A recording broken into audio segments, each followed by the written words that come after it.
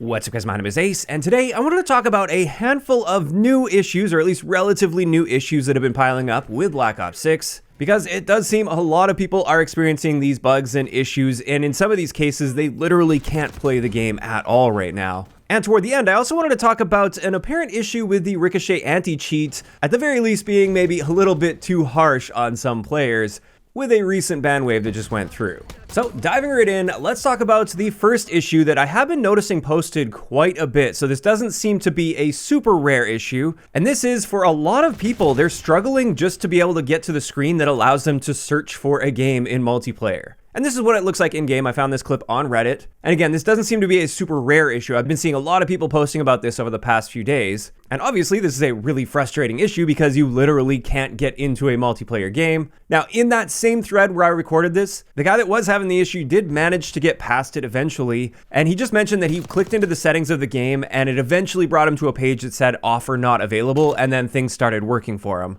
So if you are having that issue, try that. Like, open up your settings menu, maybe scroll around a little bit, and maybe you'll get that message and it'll fix it for you. Or maybe you have to fully reinstall the game. I don't really know, but obviously this is a pretty serious issue for anybody that has been experiencing it. And interestingly, based on that workaround we just saw where it says offer not available, it really seems like this has to do with those like pop-up ads that we get when we get into matches. So it's frustrating enough that we have to deal with those pop-up ads, but now it looks like they may actually be causing issues for some people where they literally can't play the game because of it. So that's really less than ideal. Now, next up, an issue that I've been running into a lot, I believe since the launch of Season 4. This one isn't brand new, but I haven't really talked about it in too much detail yet. I think I mentioned it kind of in passing in a video, but I wanted to show some more details with this. What I've noticed is if you're in private matches and you're playing around making weapon builds, and with those private match weapon builds, you go into the firing range. When you back out of the firing range, maybe you want to change some attachments, for instance, since you can't do it in the firing range, it backs you out to this strange menu where you're not quite in that private match lobby, but you're also not in a public match lobby. And if you tab over to your loadouts, it's now displaying your public match loadouts rather than your private match loadouts, which is what it should be displaying because that's the menu you were in before you entered the firing range. And what I found to get past this is I have to back all the way out to the main Black Ops 6 menu and then go back into multiplayer, open up private matches again, wait that several seconds that are required to actually join the match, because if you go straight to your loadouts and start editing from there, it's going to kick you out of that once it gets you into the private match properly, which is another really annoying thing that's been happening the entire life cycle of Black Ops 6. It is a fairly minor thing, and I've just kind of learned to wait those few extra seconds, but it's just one of those things where it's like, why does this need to exist in the first place? That's what you have to do just to swap some attachments out if you're playing around with different loadouts in private matches in the firing range. So that one I hope they can get on top of, and especially I hope that doesn't reappear in Black Ops 7. And speaking of Black Ops 7, I really hope the firing range doesn't work like it's working in Black Ops 6. You should be able to edit your loadouts without leaving the firing range. Then after that, for recent issues, with the COD Toons event, many of the event challenges are not tracking properly for a lot of people. And it is very inconsistent, but it's also a very common issue from what I've seen.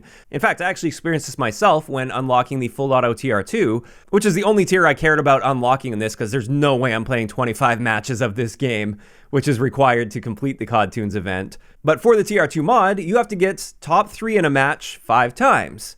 And I was at 4 out of 5 for progress on that. I hop into a game, I got second place, and when I got out of that game, which I didn't leave early or anything, like I waited till it brought me out of that match, I was still at 4 out of 5, so it didn't track that final one, and I had to play another game and do it again, and then it did work the next game. So for me, at least, that was a fairly minor annoyance. I had to play one extra match, but still, it should be tracking properly, and I know for many other people, they're having a lot more serious issues where things just won't track at all, and they're playing multiple games, and things aren't tracking properly over those multiple games. And that's obviously a huge waste of time if you're literally playing the game with that intent in mind. Like, you're just playing to complete that challenge, and that challenge isn't tracking. So I don't know what's going on there, especially since this isn't just like one problem challenge. Like, it's applying to multiple challenges, and it's just working so inconsistently. Something's going on with their challenge tracking. And then finally, let's talk about that apparent Ricochet issue. I think this one really comes down to your opinion on things.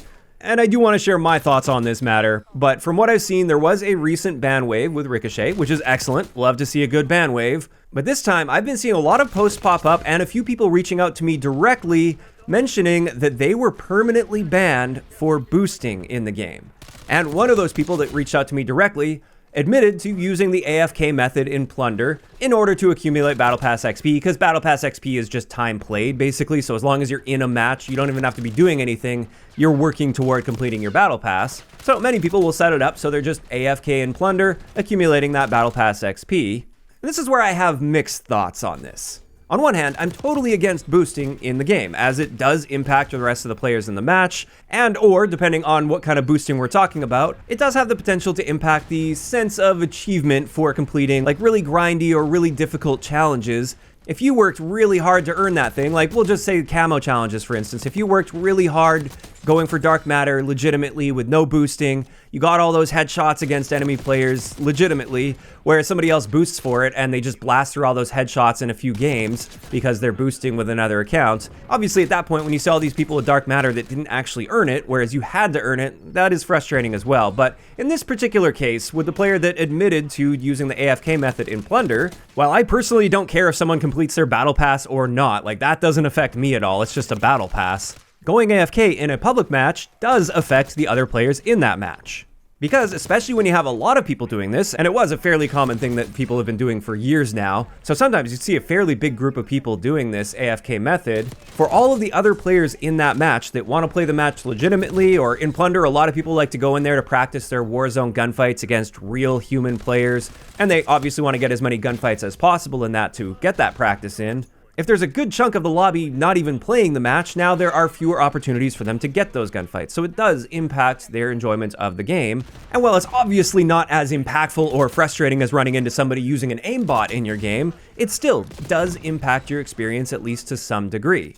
And therefore, I'm 100% on board with a punishment for doing things like that. Even the Plunder method, it's not the most impactful method. It might not seem like you're directly harming the experience for other players, but as I laid out, it does impact the experience for other players, and therefore, I do think there should be some punishment for this.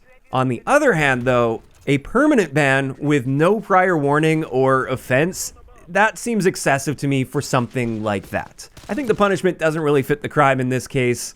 And I do think a temporary ban for a first offense for something like that would be far more appropriate. Like maybe a 1 or 2 week ban. I think that's totally fair. If you're boosting, if you're AFKing intentionally to get your battle pass progress, then sure, I'm fine with you being banned for a week or 2. And then perhaps if you're a repeat offender and you continue to do this after you've been cleared of your temporary ban, then yeah, we could maybe have a conversation about permanent bans at that point. Because at that point, you have been clearly warned and reprimanded. You know that what you're doing is against the terms of service, and you have already been punished for it. So if you continue to do it, then that's 100% on you if you get permanently banned after that. So those are just my thoughts on the situation. I think maybe they went a little overboard on that. But of course, I'm sure opinions will vary on this. I think there will be some people that are a lot more hardline and totally on board with a permanent ban, even for a first offense for this. And then other people will be like, it doesn't affect other people's experience that much, even if it does impact it a little bit. And they may think that this isn't worthy of any kind of a ban whatsoever. But those are just my thoughts on this situation, as well as a bunch of the newer issues that have popped up, and this is where I want to hear from you guys in those comments down below. First off, have you guys been experiencing any of the issues I laid out toward the beginning of the video? And second, what are your thoughts on the fact that they've been handing out permanent bans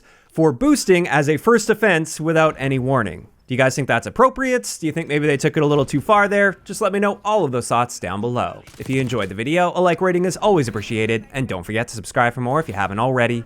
I'll talk to you guys next time.